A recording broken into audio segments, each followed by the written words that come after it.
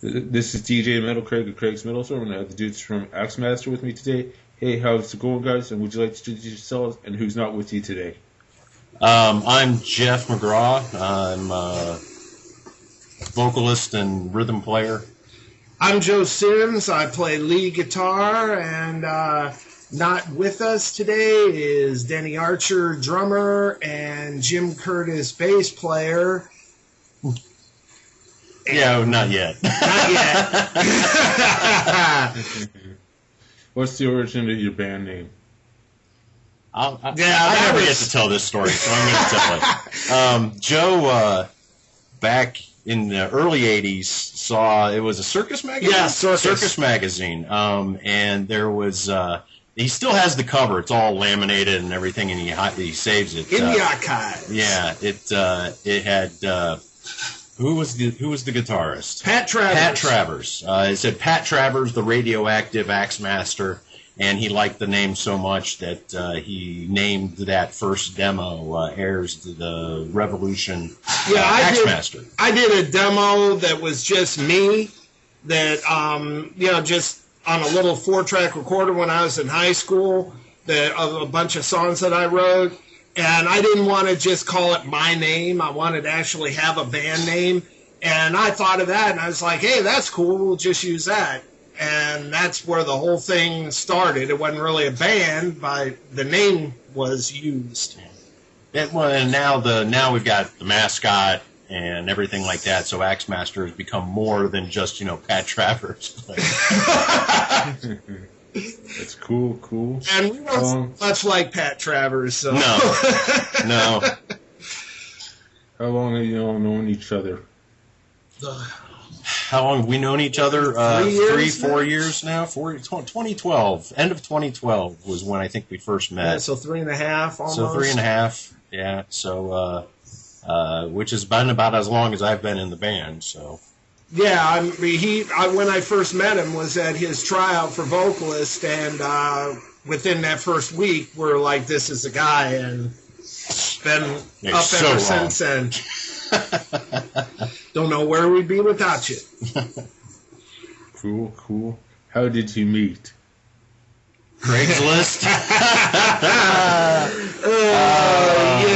Yeah, okay. We were both on our desperate quests. Yeah, I'd auditioned for a couple of... See, I moved back here, left behind my last project, which I was just getting off the ground. It was something that I wanted to do for a while.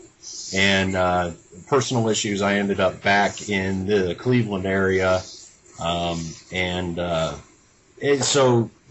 auditioned for a couple of things. I tried to put my project back together, and nobody that I was finding was working. And I was kind of depressed and desperate, so I posted and I've never ever had any other good response out of Craigslist. It's always been kind of a nightmare. But I posted something on there anyway, and then I was at a family gathering when I got a phone call from this guy, and I went outside and talked to him, and so yeah, Craigslist, oddly enough, not something I would necessarily recommend because it's so rare that you actually... Usually Craigslist, when it comes to musicians, is the last desperate attempt, and you end up with... Or people who you just don't want to be in a band with anyway. Or people who kill you. Yeah. So it's not the best place to do anything, but in this particular case, it worked out. Yeah, we had all the songs written and recorded for the album that became Overture, and we had a different singer, and he had recorded a couple of songs, but things were really dragging. He wasn't being able to get things done because of personal reasons, and finally he just said, hey, I can't tell you how long I'm gonna be able to... I may not be able to do this at all anymore. I got to take a break. And after like a month, it's like, we're sitting on all this material that we really dig. We got people waiting for us to be able to do something. We got to find a singer. And I auditioned a couple people, and oh, Jesus, one guy was horrible. I mean, I actually saved the recording he made for the audition because it's so bad that it's hilarious. It's like comic relief on my studio computer. I mean, it was horrible. And I drove like an hour and a half to go to this guy's house to audition him because he didn't have wheels at the time. And it's like, really? I just drove all that way for this. And the guy as a person was about as weird as they come.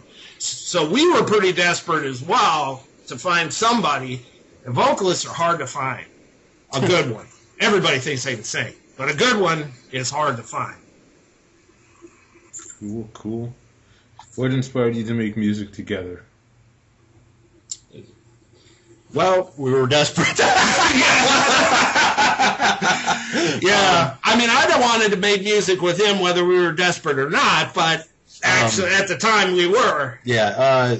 You know, we started doing it because he needed a singer and I auditioned and they liked me, but we wanted the same kind. We had the same kind of goals. We had the same kind of goals. I wanted to, you know, the music. When the moment that we went, I took this binder of lyrics that I had with me, and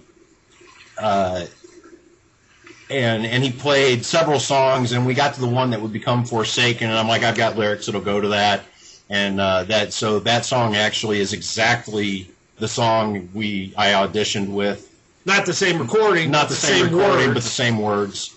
And so, you know, it was a good fit. It's not like, you know, unfortunately, it's not like, you know, I knew him for a long time and we've been going, hey, we need to do something together. But, you know, it fit really well. So I guess, you know, that's kind of what inspired me to join the band because, you know, the offer was right and the music was right and it was something I wanted to do. Timing was right on. Yeah. You know, we've become best friends since then. I hate him. Yeah. He's a piece of crap. But he smells better than that, but not much. But, you know, no, I mean it really came down to that we both had the same vision, so to speak, of what we wanted to accomplish in music. So, you know, it fit perfectly, and as luck would have it, for him, the band was a professional band, and for us, he's a professional singer. So it worked out perfectly all the way around. And that doesn't happen all that often, so we're pretty damn fortunate. Cool, cool. What is your music background? I started playing the bass when I was like 10. I switched over to guitar a couple of years later. I took like 3 years of lessons from a guy who graduated from the Berklee School of Music. And from, you know, other than those 3 years, it's just been me learning as much as I can in as many ways as I can. And I've always played originals. In fact, I wrote my own songs for years before I ever played my first cover song, goofing around with the stereo at home. Covers have never been anything that interests me. I always wanted to write my own stuff. And me either. Never been a cover guy. I know bits and pieces of songs but I couldn't play an entire cover tune front to back, except maybe a couple, which I've played in other bands. But as far as vocals go, I've been singing one way or another since I was really little. I couldn't even name an age, but I think the first thing that I did publicly was the night before Christmas. I might have been like 4 or 5, but I've been singing my whole life.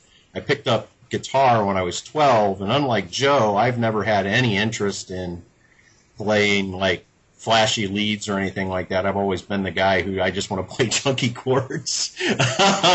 But you know, I learned bits and pieces of things, but never been a cover guy either. So I guess that we have that in common. Yeah, even when I was in bands that did play some cover songs, I always played them my own way. They never came out sounding like the original guitarist played them. And that's just me. That's the way I'm wired. Nothing wrong with people wanting to play in cover bands or tribute bands. That's cool. You know, our bass player and drummer both play in tribute bands.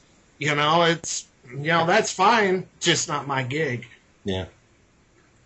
That's badass. And the next question, if you guys want to go into some major detail about it, is who are your musical influences? Yeah. Well, there's one that we share. And and that Tony Iommi, the great one. The great one. I mean, the guy is just absolutely. There is no guitarist that I rank higher than Tony Iommi, and there might be flashier and more technically skilled players out there, but Tony just everything he does works for me. Whether it's Planet Caravan or anything off the new album. Or going all the way back to that first Black Sabbath album, or any of the stuff that he's guest appeared on. Everything that he does. Well, he really created the metal guitar. Yeah, pretty much. But everything he does has that great sound, and even Laguna Beach Sunrise is one of the most peaceful sounding songs you'll ever hear. But it's still dark. But it's still dark, and it's gorgeous, and everything he does. So, guitar-wise, him for me, and I'm a big fan of Scott Ian's. Another rhythm player, but I like Scott's attitude and how he played on stage. He also likes his beard. Yeah, I also like his beard. Vocally, my two big ones would be Ronnie James Dio, and I don't have either of these guys' range, but their phrasing and a lot of how they approach music made an impact on me. But Ronnie James Dio and Worrell Dane of Sanctuary, and Nevermore.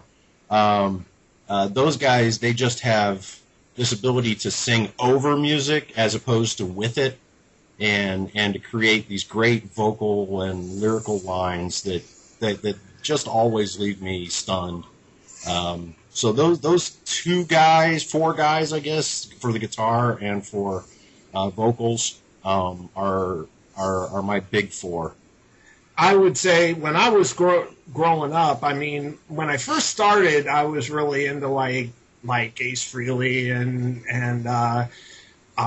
Angus Young and things like that. I mean, as I got more technical into guitar, I started becoming a disciple of Michael Schenker.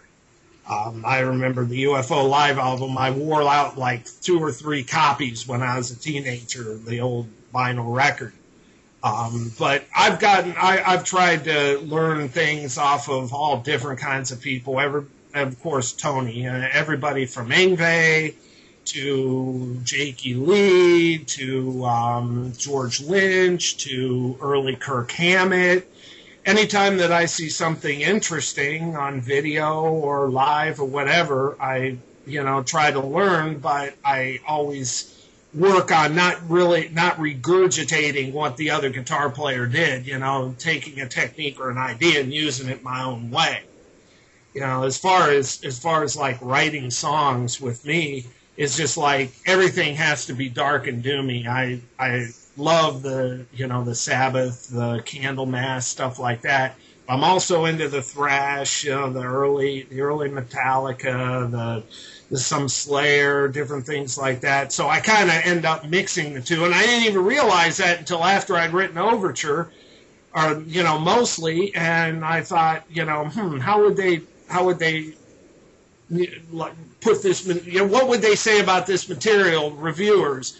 And that was the idea I came with. Hey, it's like doom with the thrash, kind of, yeah. And that's kind of the way I describe it. So early thrash, doom, some other bands, Maiden, Sabotage, early Sabotage, stuff like that really influenced my songwriting. Cool. What are your immediate music career goals? To take this as far as it can possibly go. Yeah, that and to write as much as possible and play as many shows. I mean, there's so many things that we want to do. We want to get out way more, which we're seeking some representation in order to do that. But we've been out of state. We've been a few places, but we want to go to Europe. I want to play some of those shows like in South America, and I'd really like to get. And Joe suggested this, and it's kind of captured my imagination too. I'd really like to get on some of those cruises, like 70,000 tons of metal, and things like that. But we need to get out more and experience more. Yeah, we came close to being on a couple of those cruises up to where we were being considered, but it didn't end up working out. That would be something special. I mean, that would be an experience. But, yeah, we're pretty lucky in as much as some of the things that we would consider goals back when we started, we would have considered dreams. You know, we're pretty fortunate in that because, you know, not everybody gets the opportunity to do what we're able to do. And you know, I personally recognize and appreciate that, you know. So, I mean, goals, we're getting ready to record a new album, hopefully before very long. We got all the material. We're just fine-tuning everything. And, yeah, I mean, I want to play Europe. I want to... There's so many things that I want to do that are no longer dreams, they're goals. Mm-hmm. And I think they're very attainable for this band. And I think really if we are fortunate enough to get enough publicity and distribution and so on and so forth, I think we've got the sky's the limit with how far this band can go with some good turns and some good luck. Everybody in this band are true professionals, and you know, that angle of the whole thing never a concern, which is great. And everybody gets along like brothers. We never have to worry about BS, drama, fighting, anything like that, except for when I punched him a few times. I was asleep because I don't remember that. But yeah, I mean, it's just fun. This band makes music fun for me because I just love being around everybody, and it can take my mood from down here to up here just playing with these guys. It's fun as hell. I have a good time, and I just want to go with this and put everything I got into it. That's badass. The next question is, who handles your daily business activities, bookings, promotions, etc.? Well, we kind of share it. Yeah. I've got a little more time to be able to do it, so I do a little more than he does. Yeah. You know, and so, yeah, he does. He's on constantly. It's not hard to find me. And I have a little less, well, a lot less time, but yeah, we both kind of share it. Yeah, he's been doing promotion on this band far longer than I have, but yeah, we both do a lot of the promotion. As of right now, if somebody wants to get in touch with us for purposes of booking until we actually secure management, you can contact us either at the Facebook, which, you know, isn't overly professional, but you know, that's always a way to get in touch with us. A lot of people use it. Yeah, a lot of people use it. Or you can actually email us at AXEMASTER@AXEMASTERofficial.com. If you forget that, you can just go to our website. There's a way to contact us on there at AXEMASTERofficial.com. Yeah. And, which, you know, if you just want to go to the website, that's the other too. But, yeah, don't let us stop you. Yeah, we even have new T-shirts up. Yeah, they're pretty killer, man. They're killer. But yeah, mandatory master. Yeah, we have so yeah. If you contact us, one of us will get back with you. Odds are about 75% you'll get him, or maybe 60%, and the other percent me. Don't be afraid. Yeah. Everything will be okay. Yeah, we'll be happy to contact you back. It might take a bit, and by a bit I don't mean like days. It might take a few hours, but we'll get back. Or the next day or something, depending on the time and our schedules. But yeah, we return all messages. That's cool. And the way I look at it, and I mean, I started getting into the international scene in like 85, 86. Well, 86 was when the first actual label release for AXEMASTER was out of a record company in Los Angeles. And Azra. Yeah, Azra International. I mean, there were a lot of cool bands on there, and their subsidiary label like Liege Lord, Dark Angel, Jag Panther. Jag. They even Sorry. did some. They even did some stuff with L.A. Guns. They had some pretty decent bands that they worked with. But anyway, when I first was indoctrinated into like the zines, fanzines and all that type of thing. The way I always looked at it is, hey, there's a lot of great bands out there worldwide, so other than just trying to make as good a music and put on as good a shows as you can, the best way to get ahead is to outwork everybody. Yeah. So ever since then, I've worked my ass off at trying to get the word out and around with mostly this band, but a couple of the other projects I've been in over the years. And I'm on the computer daily almost doing promotion. So I get notices on my phone all day long. Joe has mentioned you in a in a comment. But yeah, he works very hard. And to me it's fun. I enjoy it. It makes me feel like, I'm accomplishing something, and whenever anybody listens to our music, it makes me feel good. That's what I'm in it for, is people to enjoy the music that I create and music that I play. So, it's not work to me most of the time. Most of the time, it's just how I'm wired and what I do. So awesome. The next question is, where have you performed? We played at Hollowfest. We played at Hollowfest in New Hampshire last year. Delaware, sorry. Sorry, Steve. Sorry, Steve.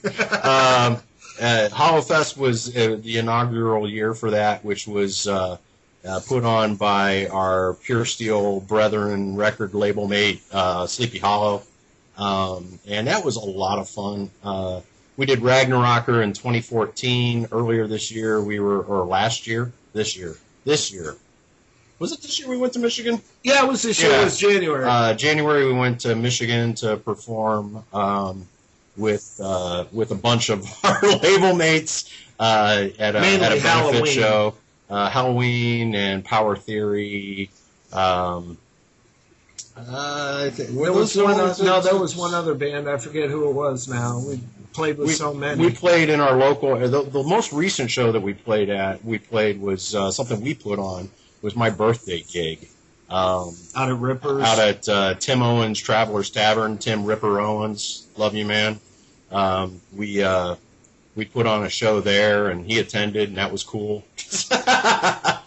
I've known the guy since the 80s. Yeah. I don't think I've known him quite that long, but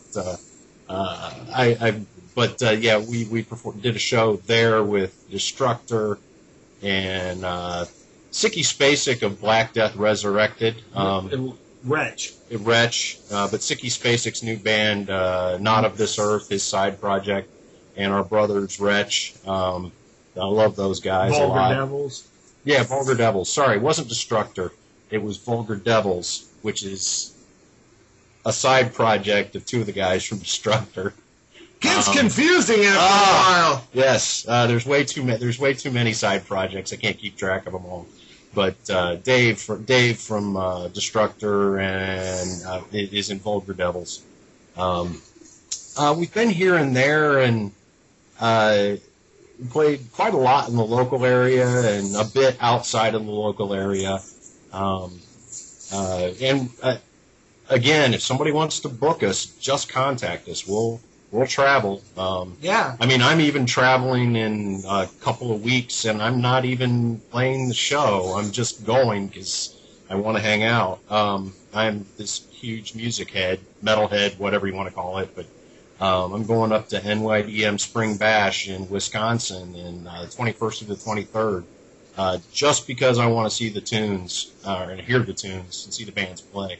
If you could see the tunes, you're smoking the wrong thing. Yes, I am. There's actually a medical problem that allows you to see music. Music is colors for me. But yeah, and I ain't on anything. That's debatable.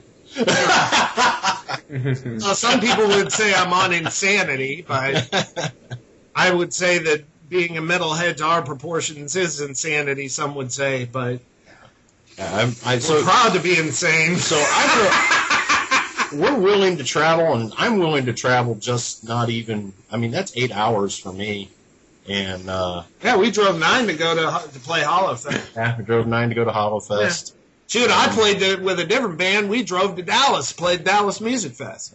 I personally have driven to Florida in one stretch just to play a show. Now, and we only played 3 songs. Who's the one who's insane now? So yeah, we'll go. Where do you want us to go? We'll be there. That's fantastic. The next question is, what are your favorite and least favorite venues? Favorite and least favorite venues? Venues? Yes. We were just talking about that a little while ago. My least favorite venue. I don't want to name names on. Well, I can name it on mine because they're not in business anymore. Yeah, there's a. I don't know whether they're in business or not anymore. There was a place in Dayton, in the bar district. I think it was called the Trolley Stop. I've heard you mention that before. And it wasn't a bad place to eat. It wasn't a bad bar. There were people there, but the stage was so tiny, and there were 4 of us in the band. But the stage was so tiny that literally the bass guitar, me, and the lead guitar were standing in a row, and the necks of our instruments were crossing over the bodies of the next person's instrument. It was such a small stage that it was impossible to actually put on a show. One of those things made for like one person to do an acoustic 1 or 2 people thing. to do an acoustic set or something like that, and they're booking bands, full-size bands. It was too small. That one, and there was a place, and I don't remember the name, and I know that it's gone. And there was a place, also strangely enough, not too far outside of Dayton, Ohio, that it was in the basement. The stage was 2 inches higher than the floor, and my head hit the ceiling. What about that haunted place in Cincinnati? Oh, that was just cool. The Sorg Opera, I love that. The Sorg Opera House in Cincinnati, Ohio. All my favorite places are in Ohio. In Cincinnati, Ohio, oddly enough, is one of the most haunted buildings in Ohio. It's in all the Haunted Ohio books. And it wasn't this band, but the first night that we played there, and we played a few more shows there over a few years, but the first night that we played there, we went, and that was just a great experience as a whole because, and it was a different lineup. It was an early lineup of that group. We were taking pictures with people who showed up to see us in the green room, and we took pictures with 4 different cameras in the venue, and every one of those cameras had what they call spirit balls on them, and they were digital cameras, not film cameras, so it wasn't like spots on the lens or anything like that. It was 4 cameras that were those quote unquote little circles of energy floating around. And in one of the photos that we took in the green room with a fan, there was a face in the window. And there's no fire escape outside that window, and it's on the 3rd floor. That'd be cool. It was on 3rd or 4th floor, and so but that was a really good show. We sold out of T-shirts within the first song that we played. And this has absolutely nothing to do with anything, I guess. But the first song that we played, and then we took a break. I introduced the band, and I told them we had T-shirts available, and we sold out of T-shirts within 5 songs. And so, I mean, people, they just started popping up everywhere, and that was one of the coolest experiences that I've ever had. The venue itself wasn't so hot, but the actual experience was cool. Yeah, so go ahead, play there. Awesome place. It's fun, even if it's not the greatest venue in the world. It's a cool place to play. My favorite venue. I can't say a favorite overall. There's a few places that I've liked to play, and I can't really list one as my all-time favorite. Yeah, that's really difficult. Yeah, I mean, that's really difficult to the lay out. Akron Agora was Akron cool. Agora was the Cleveland always Agora awesome. was cool.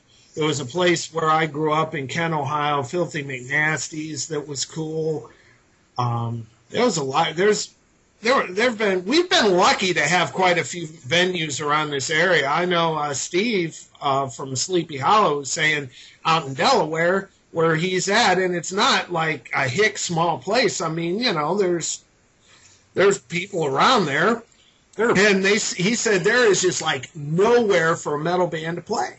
There are some really cool places that are completely gone now. Oh yeah, absolutely. That I wish were still around. But actually, my least favorite one, I'm not glad that left, and that's that place in Massillon. The Machine. I played there in the middle 90s, and I swear to God, they had exposed electric wires hanging from the ceiling, plugged into a 5-way, hanging from the ceiling that you were supposed to plug your amp into. Actually, it's like, really? I mean, the club itself wasn't that bad if they would have fixed it up. If you like Manowar, there was a Manowar video that was actually filmed at that club. I can't remember the name of the song. After Dio had kind of lost a little bit of his luster, no, he was going to play there. He did. He ended up playing there? Yeah, he played there. I missed it. Because I know at first that he said that he couldn't play there because with the stage props he'd burn the place down. Yeah, no, he played there and I missed it. And then Manowar was actually around, and they filmed a video there. Yeah, I heard about that. It's the video where they ride into town on motorcycles, and they get stopped by the cops, and then the cops escort them. That was actually unplanned. It actually sort of occurred, and they filmed it and made it part of the video. And they played pool in the bar, and that was actually filmed at the Machine in Massillon. Yeah, I mean, it had a decent sized stage. It was a decent sized room. It was just falling apart, and I can't believe that the place didn't burn down. Yeah, well, they got lucky. Yeah. And so did the bands who were on the stage. Yeah, we played one recently that was a lot of fun. It was out of state, and I'm not going to mention the venue because I don't want to badmouth an open venue. But the venue was nice enough until you got on the stage. And the stage was wet because there were leaks. So we played the whole set. I was wondering if somebody was going to get electrocuted. I know. I was setting my amp, and I looked, and I felt this thing on my head. And I look up, a drop of water went hit me right between the eyes. I'm like, what the hell is going on up here?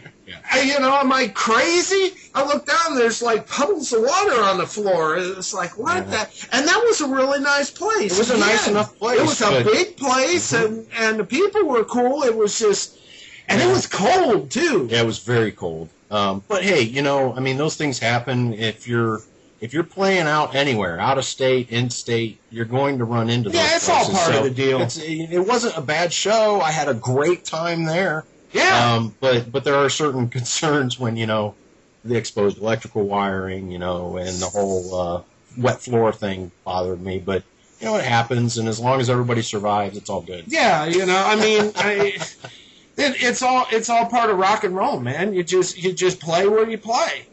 Yeah, no matter what the circumstances are, no matter if you're getting hosed. We played a show that ended up probably being the best show this band's ever played, and at the very beginning, we were getting hosed right and left. Hosed? Yeah, we were getting screwed over about our banner and about time and about all that. I'm thinking kind they're of spraying thing. us with hoses, but I don't remember that. Is this your thinking cap? No, obviously not. But yeah, I mean, we just sat there and we're like, well, we've been through this before.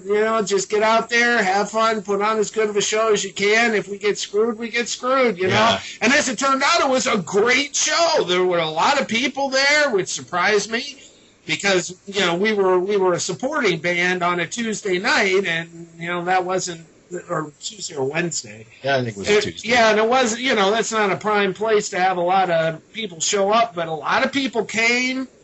We got screwed on. We had no room on stage hardly at all to move and everything. Yeah, but we weren't allowed to hang our banner. We weren't. We got stuck in a corner because they wouldn't allow us to set up a merch table. But it was a great show. Yeah, we had a great time. The fans were unbelievably great. We even got to sign a pregnant woman's stomach. Yes, that was a first. That was a first. There's a picture of it on our Facebook page if you dig deep enough. It was a great show, but, we were getting, when we first got there, we hear this. It's like, what the hell?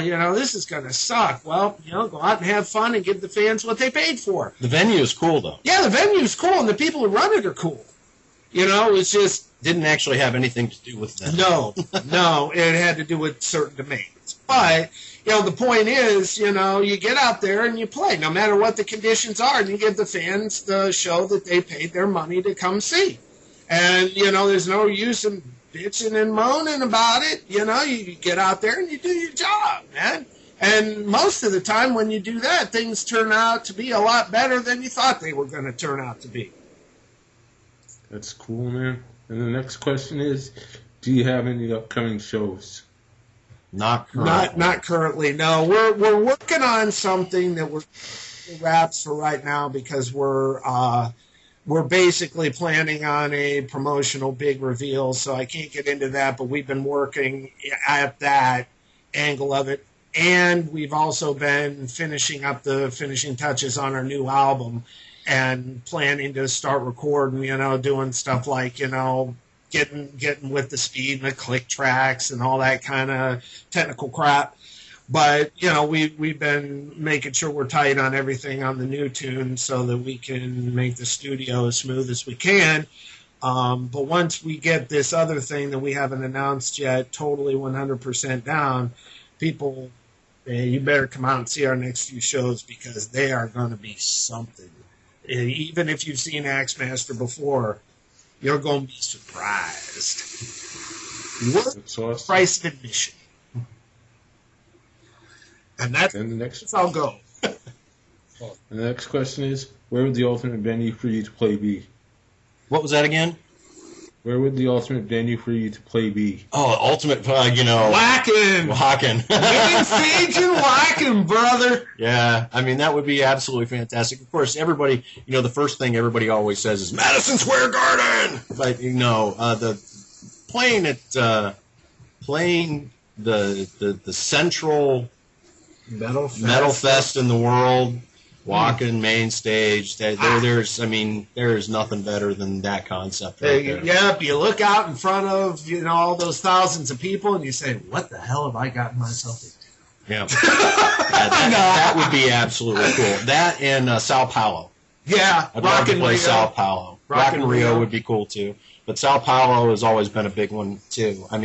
You just don't want to play across from me anymore. Yeah, I don't know. I just love the outdoor festivals and, that kind of thing. You get a chance to meet so many people and so many cool bands. We've played quite a few smaller festivals, Ragnarocker, although and that was a lot of fun. Yeah, we had a blast. And, it'd be great to play the bigger venues in the States as, either a headliner or support or whatever. But to be able to play a main stage at a big festival would be just the main thing that I would want to do, for sure. That's cool. What songs do you perform most frequently? Do we play most frequently? Yes. Well, we've been playing a lot of the stuff that's going to be on the new album. Yeah. But if you go back far enough, we play probably in every set. We play Death Before Dishonor, Sanity's Requiem, Forsaken. Those would probably be the three that we have played the most, because I think we've pretty much played those at every show. Yeah. But we've been adding stuff from the new album. You can see, because we've been play testing some of them, you can go on our YouTube and probably some other places on YouTube and see a version of 10,000 Pound Hammer that was going to be on the new album that we played at Hollowfest. And in some places, we are now not known as AXEMASTER. I was just going to say that. Plays 10,000 Pound Hammer. That's what we're told. It's one of our. It's the song that the video's from on our YouTube channel, and we hear that you're the band. They're the band that plays 10,000 Pound Hammer. It's not AXEMASTER. It's the band that plays 10,000 Pound Hammer, which is a good thing. There's a few songs on this new album that I think fall into that category. We haven't played them all yet, but we played one of them at my birthday party as the sound check. And we played it in the set. Too, but we played it during the sound check, and right after the sound check, I heard the audience go, "Oh my God!" Sicky from Black Death was all like into it. Yeah, and that one's called Aldar Roth. Yeah, one of the new songs is my all-time favorite tune I ever played and wrote. Crawling Chaos, man. We haven't played that out yet. We haven't played it out yet. We just now put the finishing touches on it. But man, every time we play that song, I got a big ass smile on my face, like the big old Cheshire cat, man. I'm like, yeah. So yeah, the three that we probably played the most: Death Before Dishonor, Sanity's Requiem, and Forsaken. There's a few that we've only played at one show. We played Blood of the Temple at Ragnarocker 2014. Yeah, Aldar Roth. And we played Aldar Roth. Ashes. Ashes we played once. But yeah, those three would probably be the ones you can guarantee to see in a set. At this point. That's cool. And the next one is, who writes your songs? For the most part, I write the music and he writes the lyrics. I write the riffs and I put them together as kind of, as a demo, and I record them in my studio as a demo and put all the parts together. And then if everybody likes the concept, we take it to practice and rearrange anything. If anybody's got any ideas of adding things, taking things away, whatever. Yeah, this album has been more of a collaborative effort than the last one. The other one wasn't at all. Well, between you and I, that's it. But pretty much, and since that album came out, it's been a collaborative effort on how we play it live. But the original album, the music is Joe, and the lyrics and vocal lines are me. The new album has been pretty much, we take it to practice and we hammer on it until we've created what we like as a band. And this album was written entirely differently than Overture was. Yeah. I was kind of thrilled that the song that I wrote is going to be on this one. The music as well as lyrics. He wrote 90% of the music on it. And because I brought it in and then we changed the ending and added a new ending to it. But I'm thrilled that I've put something on this album that was more than just lyrics. Yeah, actually, I think you were in the middle of recording Overture when you played me that riff, first riff, and right off the bat, I was like, man, we got to use this. This is cool as hell. I really, and it's kind of funny story because, and I don't want to take up all the time on this, but it was kind of funny story because I actually wrote the intro riff to it like 8 years ago. Probably longer than that now. When I moved up here, it was probably 8 years ago, so that's been almost 11. And then I wrote the middle part, most of the middle part, like 3 or 4 years after that, because originally the intro riff was written on an acoustic guitar, and I had no idea where I was going to take it. And then the final touches on what I had written for it was written after I got up here. And then we changed the ending during rehearsals, and so now it's complete. Well, what's really cool is like this is an example. Like the beginning of that song, he had for an awfully long time the vocals and the guitar, the clean guitar part. And I'm messing around, and I came up with some parts to go with it that I thought were great.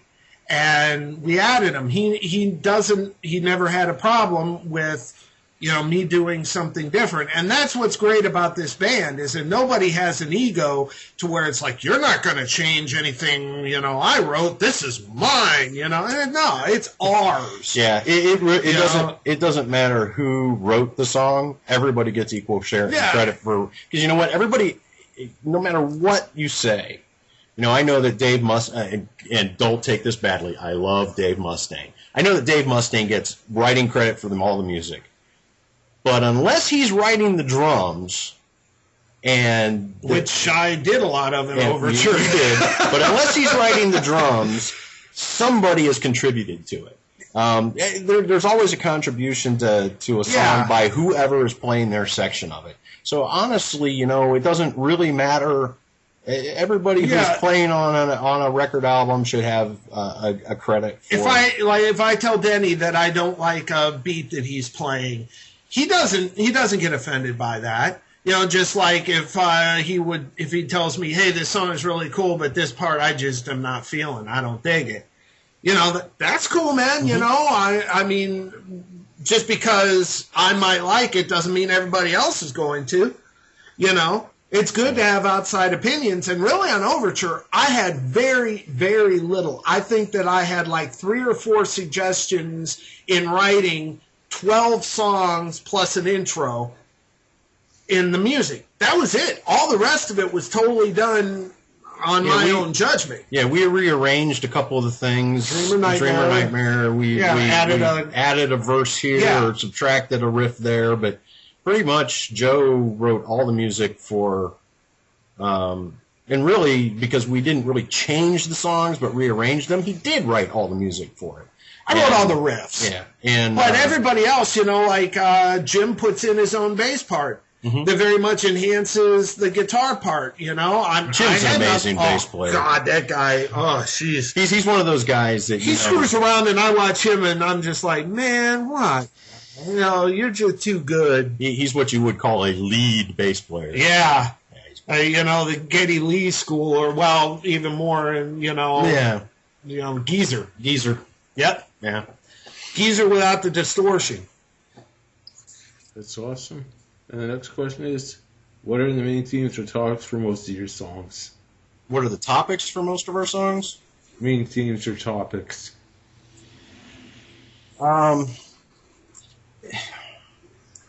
Topics. There's not a singular plan or pattern to any of the things. Everything's different. Yeah, there's a lot of bands out there who say, we're going to write about evil or drugs or Christian man or whatever it is. When I write lyrics to go to a song, for the most part, what I hear is the music, and the music creates an image in my head, and then I build on that image. So like when we did Statutes of Liberty, STATUTE, like this, the law, not the statue, not a figure. It was the first play on words. Yeah, play on words.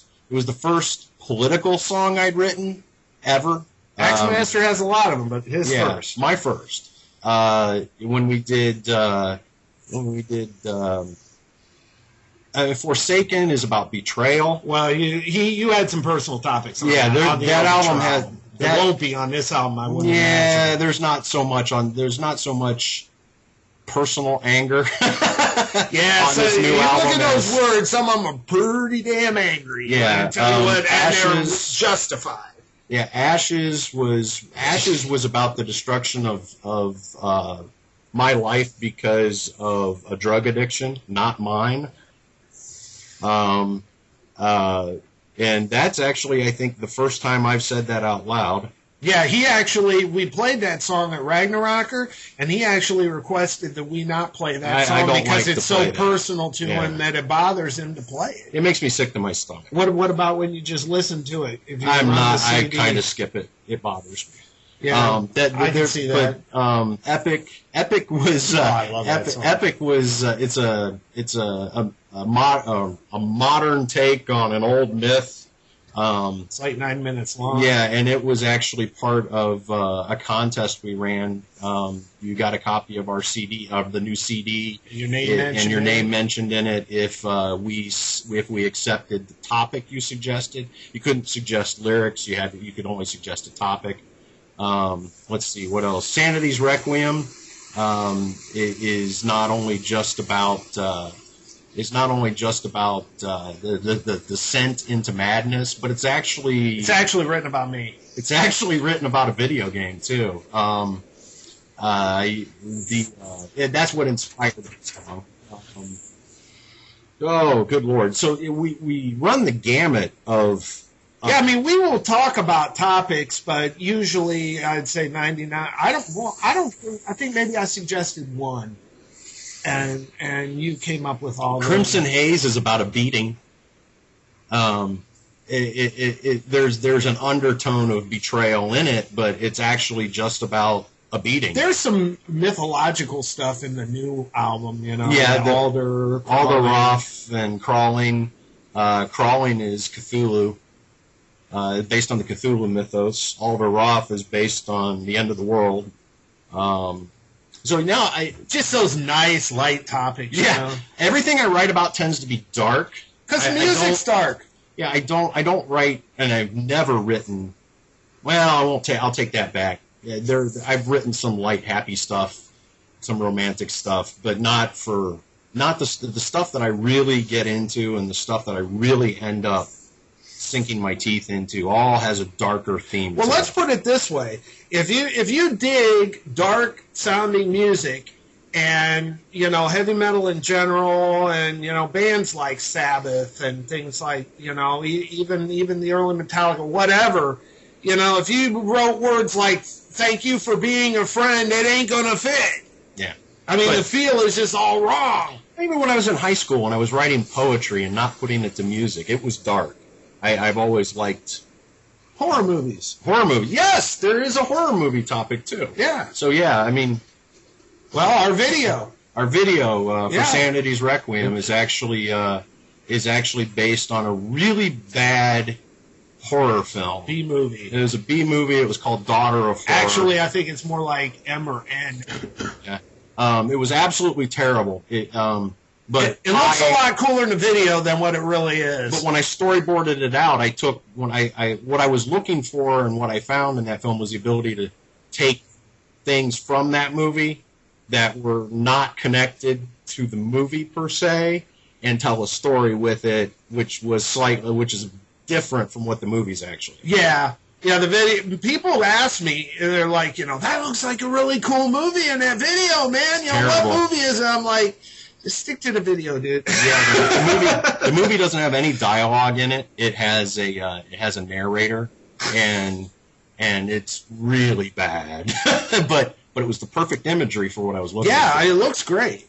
And being black and white, it fits with the album cover and everything. It worked out really well. People really dig the video. So topics all over the map. Yep.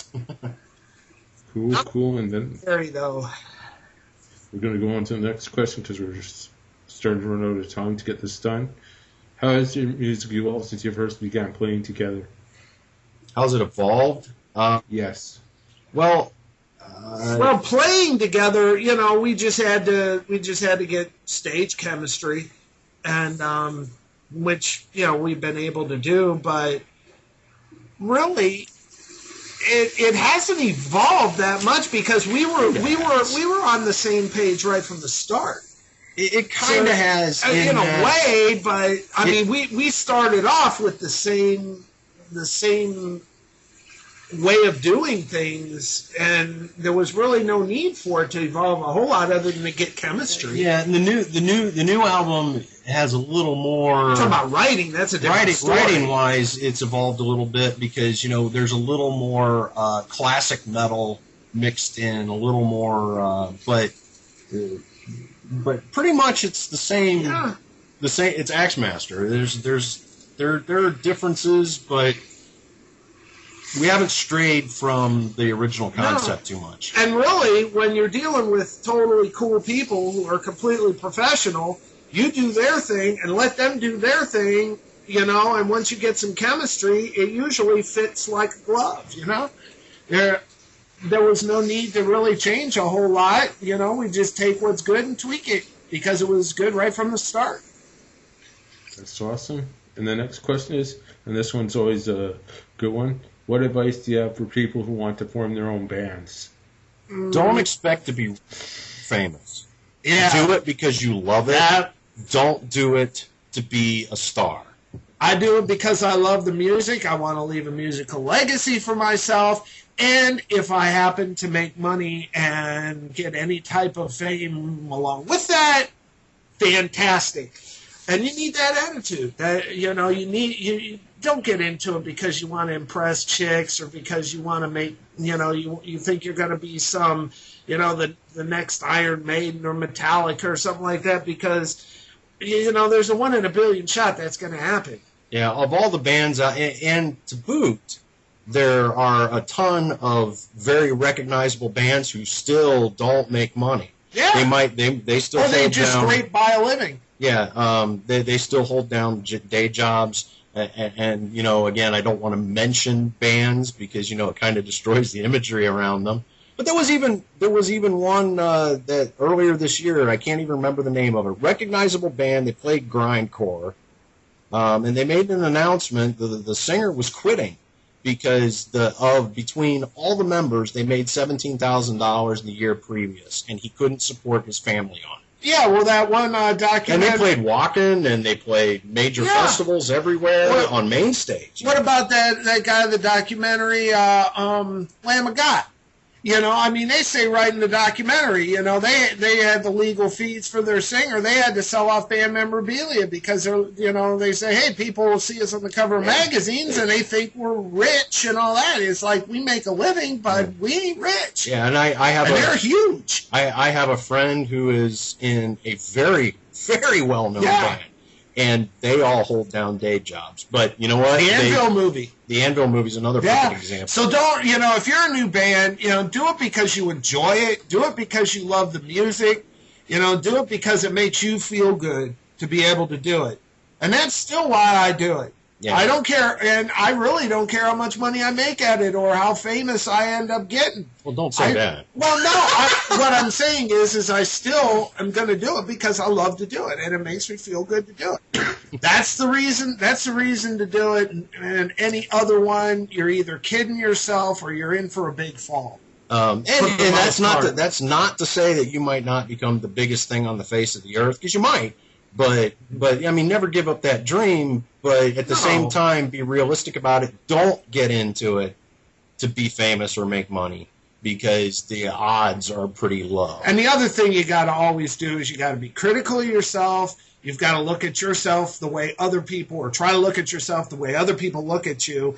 And you've got to try and be cool and professional at all times. Once you do start making money at it, you got to remember it is a job. People are paying for your services. So, you don't go to work drunk. You don't hit the stage drunk. That's just my personal opinion. Some people do it. They get away with it. And they're great, and all that. Me, that's not the way I roll, but, you want to get drunk after the show, man. Party down, but before the show, man, get up there and kick some ass for the fans. Don't put on a half-ass show because you've been partying too much beforehand. That's awesome. And the next question is, what is the name of your most current CD? Most current CD was Overture to Madness. It was released in 2015. Pure Steel Records. Okay, and the next part to that question is, where can it be purchased? You can buy it through us. You can buy it through Pure Steel.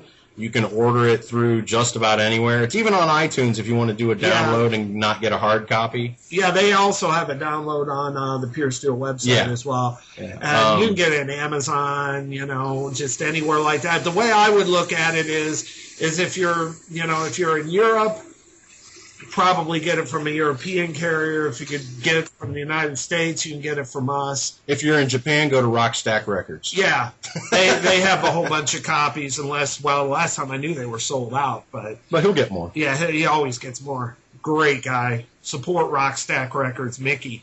He's an awesome dude. But yeah, you can pretty much get it anywhere. Yeah. eBay, even if you want to go on eBay.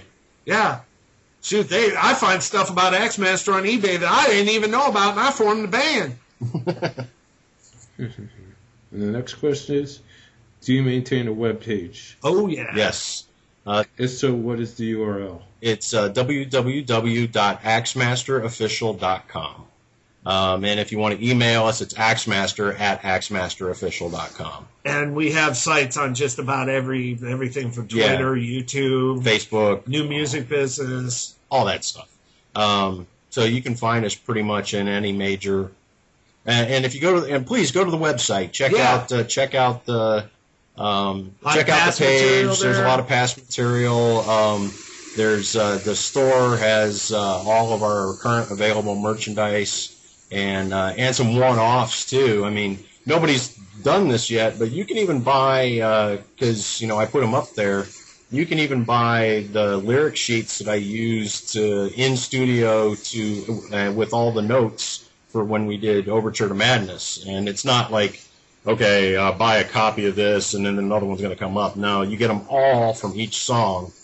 And if you want them autographed, we'll do that. But it's got all the studio notes on it from when I was doing it. And that's the thing, too. If anybody buys like a CD from the web store or, hell, even a TV, whatever, if you ask, we're more than willing to sign it for you. Mm-hmm. We've done it a whole hell of a lot of times. We have no problem with doing that. In fact, I think it's great. I enjoy giving fans autographs. So feel free to do that. And on our website, there are links to the main things, Twitter, Facebook, YouTube, all that. And I would recommend you go to the YouTube channels. There's some cool stuff on there, like from the 80s. There's a thing on there. It wasn't really a show. We were jamming. And it's funny, we were jamming with a band that Denny, who's our current drummer, was actually the drummer in that band. But it's from like early 85, before we had ever even recorded our first demo. I mean, we were all like 20, 21 years old, and there's a video of that on our YouTube channel. It's just funny to see that old, epic stuff, man. It's vintage. It's cool. I recommend it. And the last thing I have before I let you go and thank you guys for the time is, do you guys have a request for the fans of Metal Devastation Radio? A song you want to hear on air from a band you like that's metal? Ooh. I've been in a Sanctuary mood all day today, so I'm going to go Into the Mirror Black from Sanctuary. It's one of the coolest songs they've ever written. But, let me think. I'm going to go with one that not a lot of people hear these days, and that's Beyond the Doors of the Dark by Sabotage off their Hall of the Mountain King album. Oh, good album. Cool. Thank you guys for your time. Theme song. I should have picked a Chastain song. What'd you say? Thank you guys for your time. Thank you, man. Thank you for having us. Appreciate it. Anytime, man.